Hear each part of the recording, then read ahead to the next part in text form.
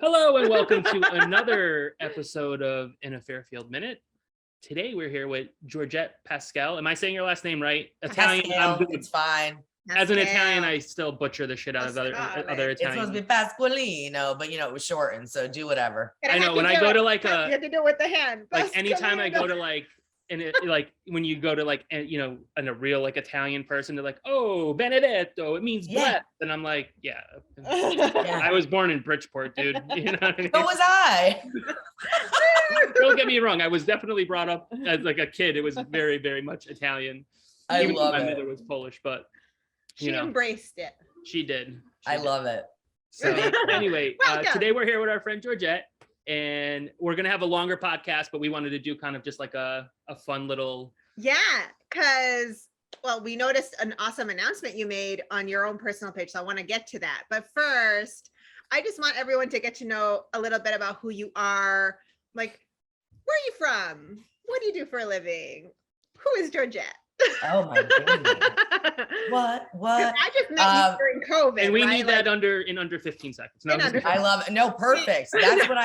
That's what I prefer. Are you kidding? No, well, I love you guys just to start off. So we'll get to me in a minute, but what you guys have done spreading good news. I'm such a fan of that. As you know, I'm a positive person and love what you guys have been doing. So, kudos. Seriously. I love following you. So I'm Georgette. I was actually born in Bridgeport, as I said. I actually moved to the city when I was 18, went to FIT. So, was born in Milford, was like, I want to go to the city. Ended up getting marketing comms degree and some other stuff. So ended up falling into PR. So kind of the short version is I'm kind of a PR comms expert, you could say. And I worked in all sorts of industries before I fell into healthcare. And that was right after 9/11. So I started doing healthcare PR, started my own company. Wow.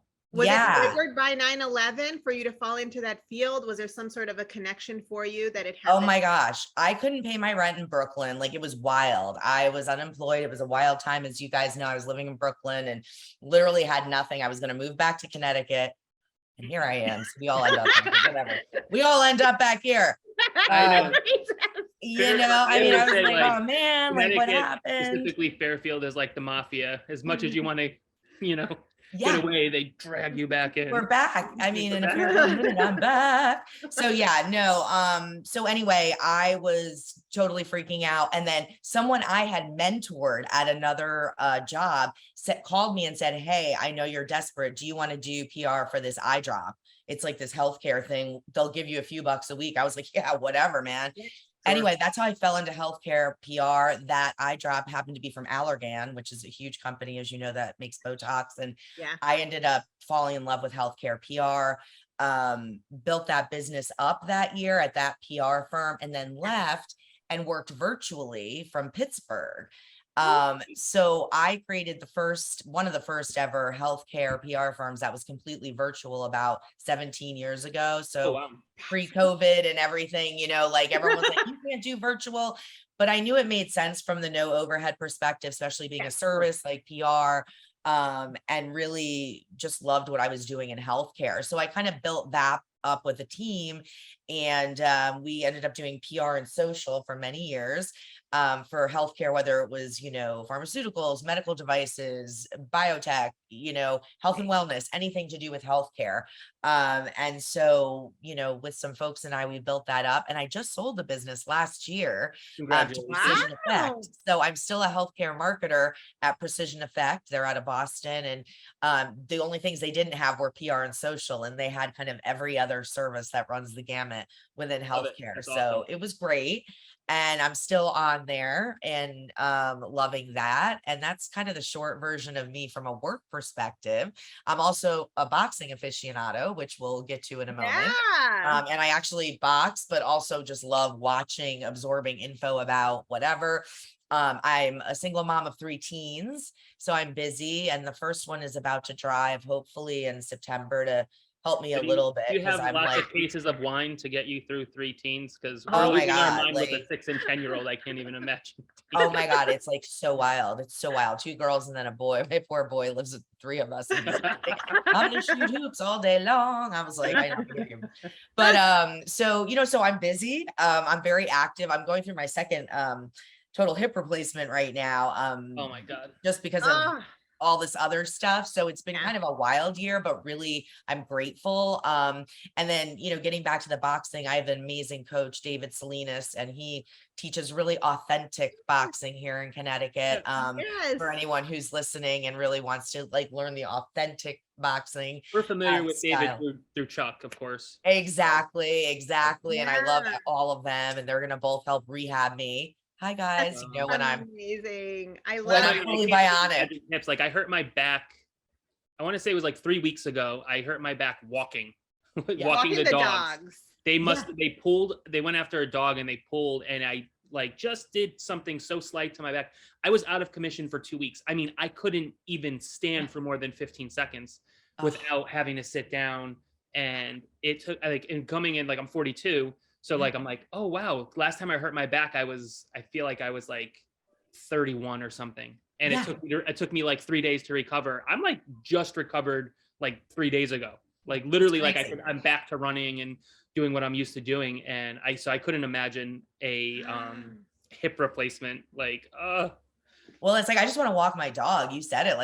The pain got so bad I couldn't even walk. I'm I don't even care about jumping rope or anything. I just want to walk down the stairs. So anywho, but it's all good. It's all good. And I'm still training with David while I'm rehabbing. I'm just sitting down and kind of, working on stuff because I'd like to, that's another podcast, but I'd like to maybe hit the ring one more time before I retire once I'm totally bionic. So what is your favorite thing about boxing? What does it kind of bring to your life? My dad was my best friend, and he passed 5 years ago. Reason I ended up moving back here, and came back to Connecticut. So my kids got time with him, which was wonderful. But he was into boxing. He was proud of me for starting to box.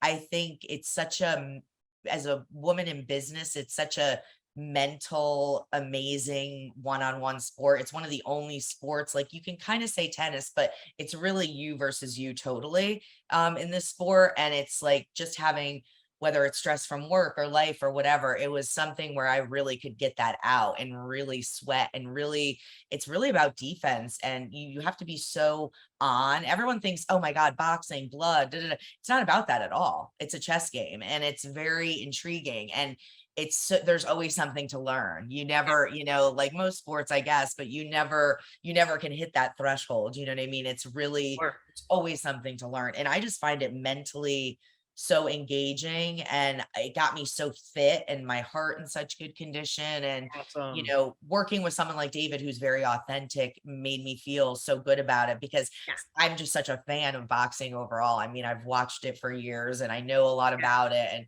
even though I'm not a good boxer, I can still appreciate what it takes, to kind of be one. So I just fell in love with it, and I've been doing it for 6 years. That's all. I only say good or bad. You know what? You're in the ring, so you're doing more than I'm doing anyone else. And I've always joked about. I think she has a lot of aggression. She should be doing boxing. Totally. I would always joke about when I was working in an office, I'm I literally need one of those tabletop box, just so I can punch something. That sounds terrible. But right now she uses me for that purpose. But. Shut up. Right. It's just, there's something about that, just exerting and just getting that tension out.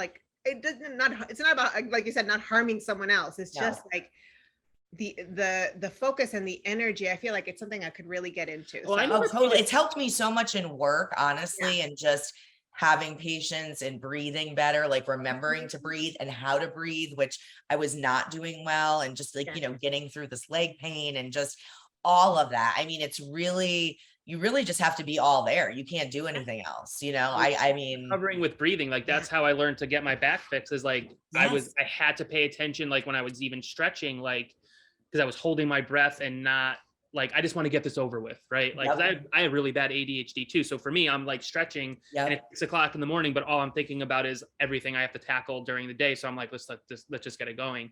And it wasn't working. So then I had to literally Pal was dude, you need to stop and just stretch and breathe through your stretches and so on and so forth. And it worked. It's what, obviously I went to my chiropractor as well, but it's what really helped me get back to and it's that controlling, you know, right? It's the controlling the breathing, like being focused with your body and like, you know. But I didn't And also making you kind of mentally strong and just very you know, like, wow, I feel like a warrior, you know, like I can do this, oh, and I can go we another completely round, and empathize I with can that. do it's just I love it so much. I love watching it. I'm, you know, I'm on the board of Boxing is Love and USA Boxing Connecticut, which we'll talk about. And anything I could do, I feel like it's such an underrated, misunderstood sport, especially in this area.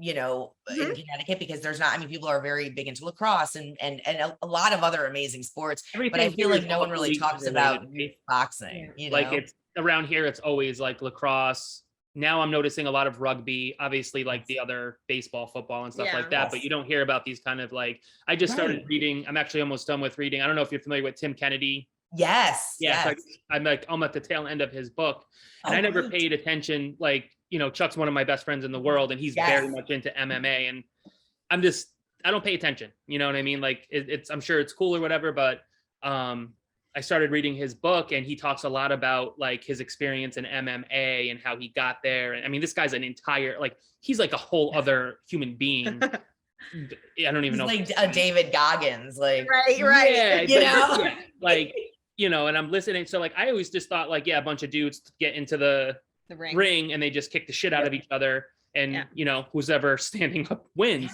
And like, I'm reading his book, and I'm really like understanding like the psychological part of MMA, because he's also, not only is he a boxer and jujitsu, but you know, he does kickboxing and all these different things. And it's interesting to hear him talk about how, like, he's like talking about how he was fighting so-and-so and paying attention to like, where's that opening where I'm going to be able to catch him, where he's not going to expect A, B, or C. And I was like, oh, wow, like it's not just about kicking the shit out of someone. It's really, it's honestly, it's like 99% mental. And it's like, if you can get the physical down, I mean, the big joke with my coach and everything is like, you know, you think you're in shape until you've boxed like a few rounds. And then you're like, oh my God, like all these marathon runners and stuff. You just don't, it's such a unique, you know, skill set, you know, plus I have these sweet guns. That's right. You know, I can do a gun show. So, yeah, I mean, no, but I mean, honestly, it's so fun. And when I get to slip punches and actually, like you're saying, like, you know, in your head, like it is a game of really centimeters of where you're trying to defend. I just find it fascinating. So I'm sure there's something else in my future beyond fighting and women's boxing, especially, that we'll talk about another time, because I think it's on the rise. I think it's, you know, again, it's underestimated. And yeah, that's why I wanted to do the scholarship, which I know we're going to talk about, because I felt like, you know, putting attention on something, you guys are like me, putting good attention on things that just don't get the attention, you know, there's already we're all about wanting to help people no matter what we do. And, you know, it's a process for sure. And some people are into, I guess, our ideology, our philosophy. And we've learned the hard way through this experience that, you know, some people are all in and other people aren't. And it is what it is. But like, we love that about you as well. And we're just big believers of putting good out there and helping people. And, you know, everything comes full circle. So tell us about this scholarship. Ralph Pascāle. My dad. Oh my God, I love that. I know. Oh my God, you guys would have loved my dad. Like, seriously, he was the best. He was the best, you know. And so I had this idea. So David introduced me to the folks at USA Boxing Connecticut, because again, I wanted to, it's great, you know, I've done some other more, you know, global or national things, but I did want to do something that meant something to me in our backyard here, you know, in the 203. And USA Boxing Connecticut, they do a great job of running all these elite amateur shows and all of that stuff. And most people don't even know about it. The boxing community does, the coaches, the gyms, but like so many other people don't know. So my goal in really getting on the board was, you know, helping with the marketing to just say, here's what we're doing, you guys. I mean, there's so much great, amazing youth out there, and they work so hard. And, you know, I wanted to really support, you know, one male and one female boxer trying to go to nationals or trying to do something with their life, you know, post high school. So this scholarship, it's named the Ralph Pascāle Scholarship, and there's 2 winners, and each scholarship is $2,500 each, which is pretty good.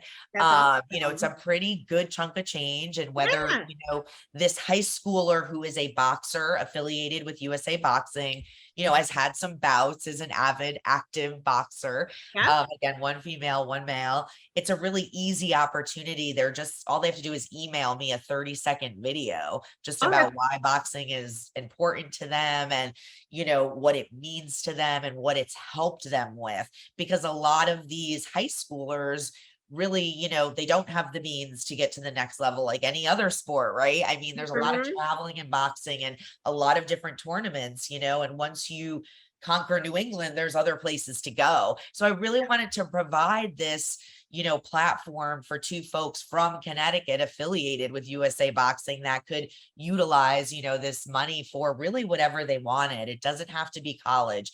I'm a big avid believer in, you know, whatever kind of, you know, future you want to create for yourself, whatever makes sense.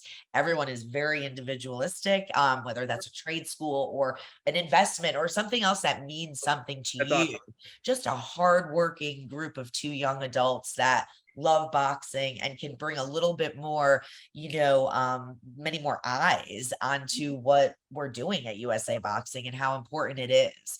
And so I wanted to name it after my dad, and I wanted to, you know, just have it be something special that is very easy to do. So, you know, I have 3 teens. They don't need any more long writing assignments or PowerPoint presentations of Yeah. why they should get this. It's like, let's show me your face. I am authentic AF. You guys know that, right? Yeah. This is about authenticity. Why do you like boxing? What does it mean to you? And how can we just kind of give you this gift so you can pass it along? And, you Mhm. know, most of these teens, it's about confidence and stuff in boxing. One of the entries I got last night from this young woman who's only just 16, she's, I think, top 3 in the country or something. And she said, you know, I'm a very quiet kid and it really helps me with my confidence and Yeah. stand up tall and believe in myself. And that's another reason I personally and most professional boxers like it, right? It gives you Yeah. a Of course. purpose. So it's like, it's a very fun, easy giving way to kind of honor the Connecticut boxing, you know, community. Yeah. And really, like, these coaches can even say, you know, in these gyms, hey guys, here's this cool opportunity. Send G this video, you know. And just so you know, the awards are going to be presented at the Willie Pep Invitational, which is Willie Pep was a really famous boxer, you know, from around here, if you don't know. And every year USA Boxing puts this on. This year it's going to be August 7th. And it's at the Dunkin' Donuts Arena in Hartford. You know, that new arena. I don't know if you I guys had no clue. it's so cool. I think, yeah, I'll get you more info on it, but Yeah, it's I'm jotting basically down. a night of elite amateur boxing where you can pay to come see these amazing boxers, and it's kind of a fundraiser. There's the scholarship will be given out. There'll be a lot of, you know, surprise guests and, you know, local boxers that are there. So, you know, you guys can get the QR code. I can send that to you for your listeners, but Yeah. that's where the scholarships will be presented. Oh, And amazing. yeah, and I'm so excited because my coach is going to present them, David, because I'll be just post surgery. Oh, It'll okay. be post surgery, so I won't be, you know, with my cane trying to get on the stage in my walker and make it worse because I want to heal, y'all. I don't want to get worse. Exactly. You got to take your. And this is the first year, right? This is the inaugural Ralph Inaugural. Pascāle This is cool. Scholarship. So, you know, if this one goes well, we do want to make it something that's yearly, you know, honored to, again, bring more eyes to boxing, not just about the money or the scholarship, Yeah. but these local teen boxers, you guys, they are so savage and amazing and skilled and composed, and gosh, it teaches you so much to go into that, like, just to get into that ring, as we were saying before, from a skill standpoint, and see the respect between opponents that you don't see sometimes on the field in other sports. Trust me, because I have 3 Yeah. kids that do other sports. Or you Yeah. see it on TV, like obviously with like, you know, professional boxing or whatever you want to call it, like main event, you know, tickets, it's all smoke and mirrors. They have to put on that, you know, show or whatever. So if you're not a boxing or into boxing or something like that, you have a complete misunderstanding of the sport. Mhm. You know, I remember in the 80s, obviously boxing was very big because of Mike Tyson. And even Yes. he made that comeback in the late Yep. 90s, early 2000s or whatever. So I remember that. But like, you don't, you think boxing, you always immediately think like New York, right? Because there's a lot of availability for that sport, where in Connecticut there isn't. It's really cool for people to realize that there's another sport out there that is, a martial art. It's not karate or jujitsu or any of these things that is going to do the same exact thing. It's going to create confidence, get you into physical shape. Another one of my really great friends, best friend, Scott, like he did boxing many, many years ago. And and he was so like, he just always spoke so highly of it. To this day, he still wants to do it. Like I talked to him yesterday, I think we were talking about it. Yeah, it's something you do fall in love with, right? You do get very attached to it. And to see these kids prep for, going into the ring and getting their hands wrapped and understanding, the rules, from the officials, and like, it's very disciplined, but not in a militant crazy way, but just a routine. And like, you have to keep doing and learning. I think it's just such a beautiful sport. And you're right, most people think of New York or blood or fighting ears like Mike Tyson or something, and it's no, man. It's very respectful. It's very it's very respectful. But even like one of my favorite quotes, and I'm gonna paraphrase it because I can't remember it exactly, but like from Mike Tyson was the discipline quote. And he's like, discipline is doing something that you hate, but doing it in such a way that you love it or whatever. Yes, every day. Yeah. Stuck with me so much because it's true. Like I'm in sales. So every salesperson, any salesperson who tells you they enjoy prospecting is a fucking liar. Oh, right? honey, don't I know it? I've done PR and stuff for years. I hate prospecting with absolute passion. This is prospecting because it's authentic. Yeah, right. Exactly. That's why I love you guys too. You know what I'm saying? You do it in such a way, but like again, you just have to do it in such a way that like I do it and I'm disciplined about it because I understand that it's a process, and with that process, the outcome is, obviously, closing business and earning money and what have you. But not a lot of people can get behind that because they're just stuck in that mundane, like, knocking on doors, picking up the phone, hearing the word no all the time. And it's a lot like boxing. You're getting punched in the face a lot and in the stomach. And you have to keep fighting forward and pushing forward. So if there's, obviously from a physicality and a psychological standpoint, there's so many lessons that you could learn in that process, but you have to be open to it.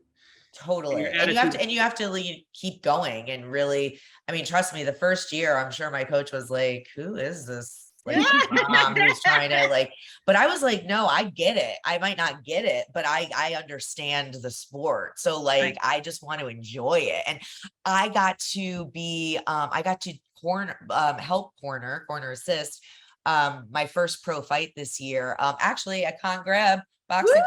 Shout out to them in Pittsburgh. Awesome.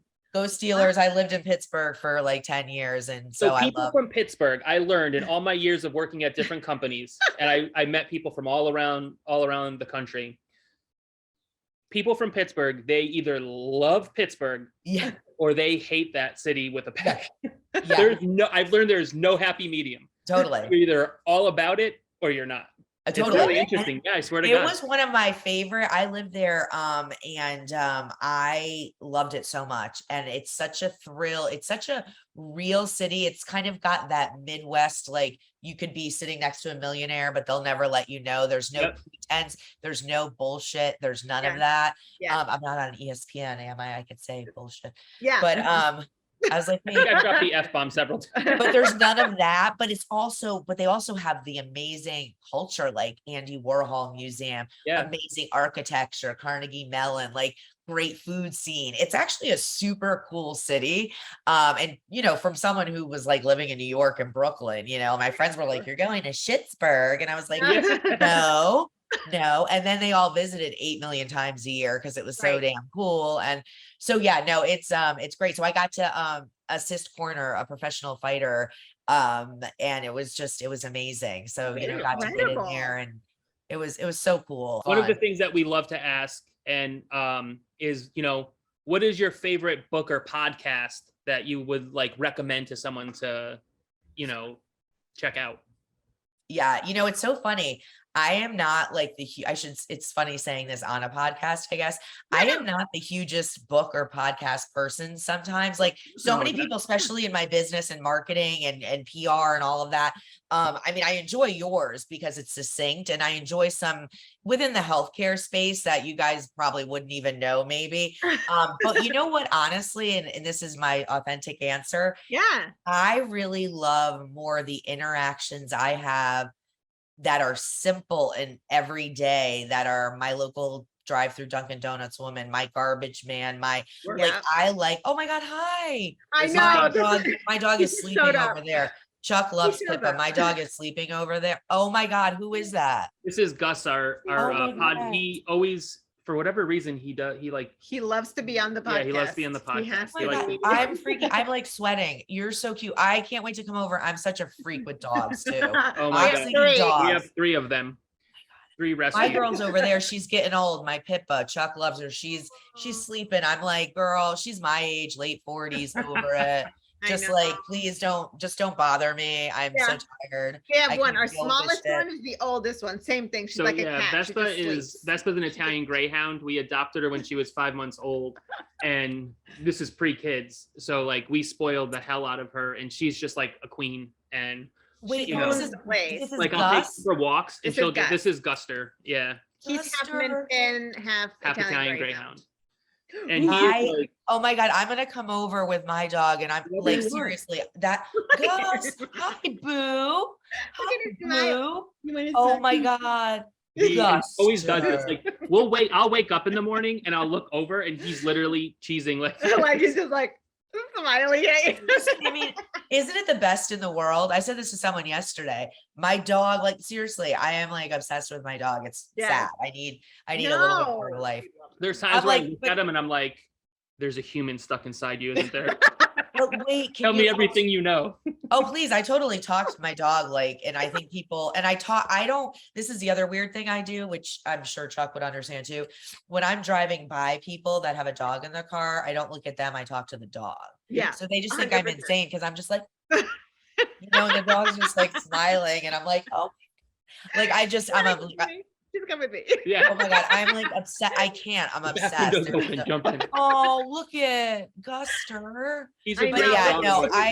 I'm like upset. Oh my God. I can't. His original name was Radar for obvious reasons. For those reasons. For his beautiful ears. But we named him Gus. Oh my God. And sorry, the question. So podcast. Yes. Sorry. Guster just took my breath away. What inspires you? Or what inspires? So it's like, it's those conversations, or I will see something on, it sounds cheesy, but like Instagram or some sort of poetry book, or the conversations I have with people that you wouldn't think, outside of my industry or world or friendship group. And I know you guys are the same. Yeah. That's honestly what I recommend people do more of, and not the annoying, like, hey, hi, how are you? Like being invasive, more like the person, you see, like the guy at Specs where I get my glasses, Kevin, like, oh my God, I see him a few times a year. We're total buds. Yeah. Those types of interactions are the ones that actually give me more inspiration and thought and pause and lessons and it's just ideas, I would say, and it doesn't mean I don't listen to podcasts and books, but I really think that's what, maybe it's my age now, that it's more about that. If that doesn't you appreciate sound I also think we live in such like especially because we're all in our 40s, right? So like, I always say like I was brought up like, in the 80s and 90s where we still lived on that, like it was 1950s America on the cusps of technology. Yep. So now that we live in a world where everything is so technology driven, which there's a place for technology. I appreciate technology, but I also kind of don't like it, which is why In a Fairfield Minute kind of came to whatever, came about or came to be, because I love human interaction. As much as I hate people, I love human interaction. I'm with you. There you go. No, but and that's what it is. And I think there's a way to make things succinct, fun. It doesn't need to take up, 8,000 hours of Zoom calls. I mean, I worked in a Yeah. virtual environment for years before it was, like the status quo. Like there's just other ways to connect. And whether that's with a pro boxer on Instagram where I'm like, hey, I saw this, or those are the things that get me excited because I love healthcare and what I do. I really do. Like and like just the science behind it, how things work. Even my surgeon's like, please stop asking me questions about your implant. You freak. Why do you care? And I'm like, it's the Mako.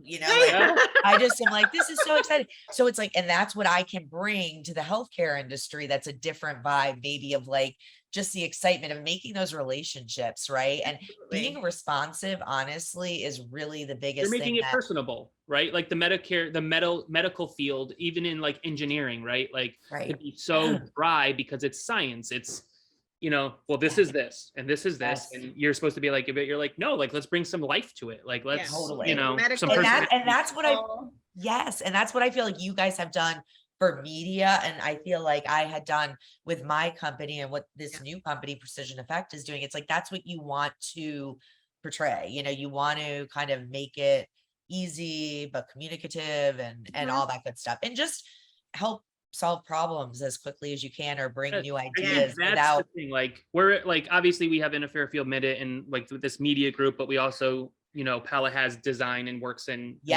design and stuff like that. And, it's like, especially in modern day, it's like, this is, you're the enemy, right? Because we're ultimately selling things to people, whether they realize it or not. And it's like, well, why not just turn that around and be like, and do it, but just do it from a really good place. You know what I mean? Because everything. Why I love that. Sorry, not to interrupt you. Why I love that is because what I say to people is everyone in business always, and there's a need for strategy, of course, focuses on that 20-year, 10-year, 15-year plan.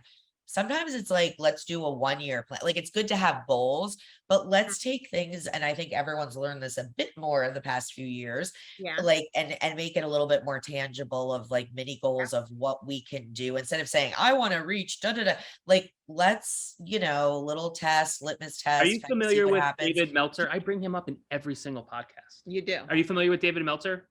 I think so. So David Meltzer was why is that familiar? I don't know. So he's on Instagram or whatever. He worked, you remember the movie Jerry Maguire, obviously? Yes. In real life, he was Jerry Maguire's partner, I believe. Got it. Okay. And I found him on Instagram, actually through Chuck, I think.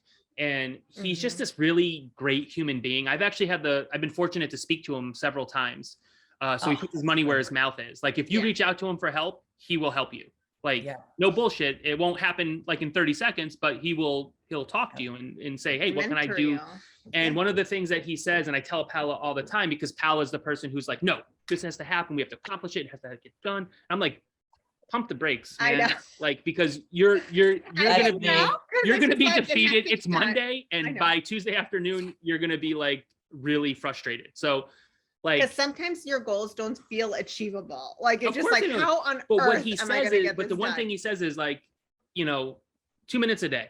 Whatever your goal is, just spend 2 minutes a day, because 2 minutes a day equals X amount in a week and X amount in a month and so on and so forth. Right. And it's true. Like, it doesn't have to happen overnight. Like in a Fairfield Minute, like I'd love for this thing to blow up and be the whatever, but it's not our reality. So let's just take it as we can, one foot in front of the other, and just keep marching forward and fighting forward and stay true. You know what I mean? And not pay attention to anything. You got to block the noise, because the other thing people do is they like to, and I've noticed this a lot just in every different, because I've been in so many different size companies in my comms career for 25 years at this point, which is scary to say.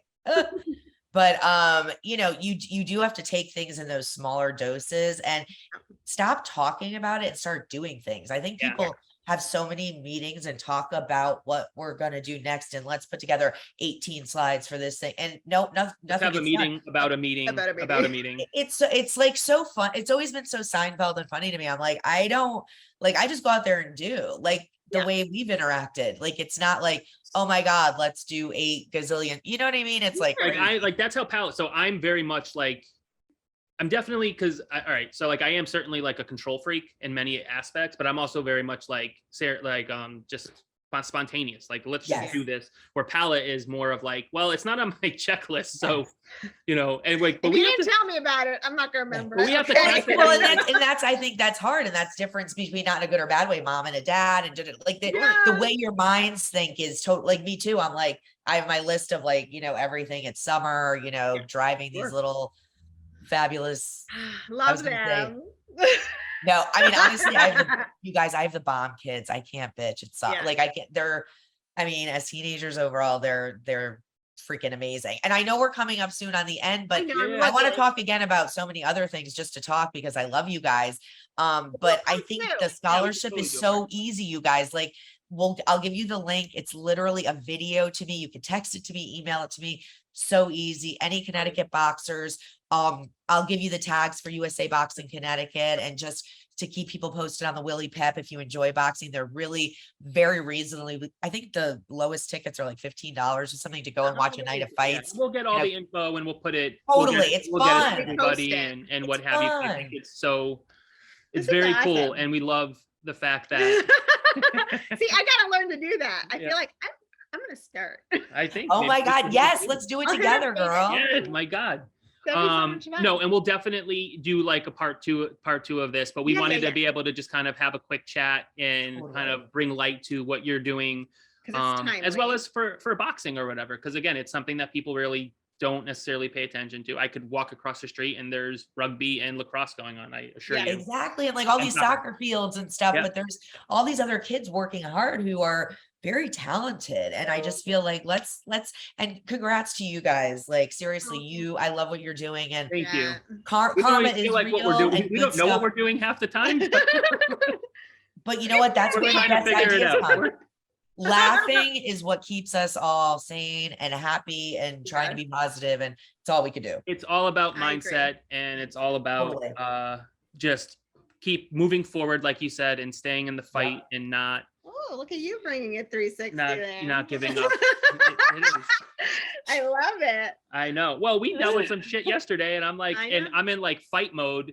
And like I had to like meditate on it this morning, and I went to the track and I was running, and I'm like, because if I don't do that, yeah. Well, now that my back is better, I'm like, all right, I need to stop being, out of shape. And I tell you, it's a good reminder of how out of shape I was. I've seen. Listen to me. Once I get this new hip, give me till October, and I'll be. I mean, I won't be running, but I'll be walking a lot more. So that'll be good. So we could actually dance.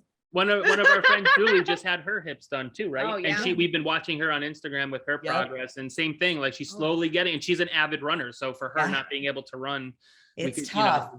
Trust me, with a thing. cane and being this stagnant has not been like the easiest. You're a go-getter, right? Like you're a go-getter. You constantly want to keep moving the ball down the field, or whatever sports analogy we could totally in there. And it's true. Like for me, not hurting I had to practice a lot of patience. Yes. Because I was getting so mad that I just couldn't with myself. Like, I'm like, why? Like, I want to just do it. But it reminded me too, like, be grateful that you have a healthy body and you can recover from these things and pay attention. Well, and that's what I'm thinking. Like every time I'm like, the kids, please carry the laundry upstairs. I still can't lift anything, It's like, it's annoying. Like you just feel like, but at the same time, it's definitely taught me a lot about myself too. You can get a lot of gratitude through that stuff. And for me, it's just like, oh yeah, my back's hurt. And like in the grand scheme of it, it's not a big deal. And also I have to say, shout out to Hospital for Special Surgery and my surgeon, like in these times of COVID and stuff, you guys, and like going through surgeries and all the stuff you have to do. And these people are amazing. Like I was just trying to make them laugh the whole time. Cause I'm like, you guys rock, seriously. Like I'm not even religious. And like the priest came in and I had him rolling, but I was like, I don't, like I was just like, they brought a priest in before surgery. I think it was after, and he was just checking, and I was like, what? And I was just I'm here. Literally, if that was me, I would have had a full-blown panic attack. I'd have been like, I'm not ready. I was like, you're so adorable. I was like, look, we could chat. I don't like whatever. Get out of here. It's not my time. I was like, wait, is everything cool? I was like, what's going on, man? Because I was all over it. So I'm like, I don't know. Oh my God, I love you guys so much. All right, I love you. All right, so we'll get all the information. Sticking around. I'm sorry, I know we're past fast forward a little bit of time, but thank you, Georgette. Thank you guys. So much. You guys are the best. Have a great day. All right, bye. Ciao. I hope more people Guster, follow goodbye you. too. Doing a good thing. Oh, and Guster, my He boy. just barked. He said bye. I love him. All right, bye, you guys. Thank you Bye. so much. Have a good one.